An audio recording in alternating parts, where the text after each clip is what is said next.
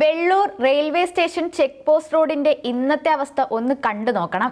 വെള്ളക്കെട്ടും കുഴികളും കൊണ്ട് ആകെ നാശമായ ഒരു റോഡായി അത് മാറിയിരിക്കുന്നു. ഇത് ഇന്നും ഇന്നലെയും തുടങ്ങിയ ദുരിതമല്ല.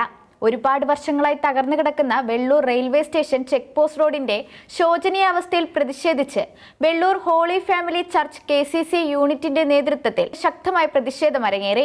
അപകടകരമായ കുഴികളും വെള്ളക്കെട്ടും കാരണം നൂറുകണക്കിന് യാത്രക്കാർ ദുരിതത്തിലായ പശ്ചാത്തലത്തിൽ റോഡ് അടിയന്തരമായി ഗതാഗത യോഗ്യമാക്കി മാറ്റണമെന്ന് ആവശ്യപ്പെട്ടുകൊണ്ട് പ്രതിഷേധ സൂചകമായി നാട്ടുകാർ റോഡിൽ കളിവള്ളങ്ങൾ ഇറക്കിയും ചെടികൾ നട്ടും തങ്ങളുടെ രോഷം പ്രകടിപ്പിച്ചു.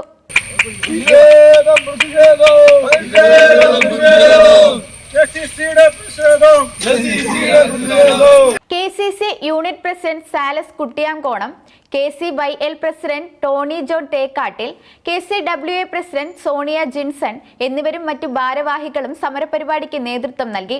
ഫാദർ സ്റ്റീഫൻ കുളക്കാട്ടുകൂടി പ്രതിഷേധ പരിപാടി ഉദ്ഘാടനം ചെയ്തു.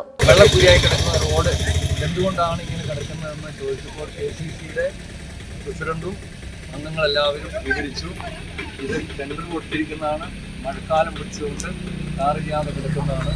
ഏതായാലും രഘുനാഥ്മാന്റെ അഭിഷേകത്തോടുകൂടി ആ കോൺട്രാക്ട് എടുത്തിരിക്കുന്നവരും റെയിൽവേയും അതുപോലെ തന്നെ ബന്ധപ്പെട്ട അധികാരികൾ അത് ശ്രദ്ധിക്കാൻ ഇടയാകട്ടെ എന്ന് ഞാൻ പ്രാർത്ഥിക്കുന്നു.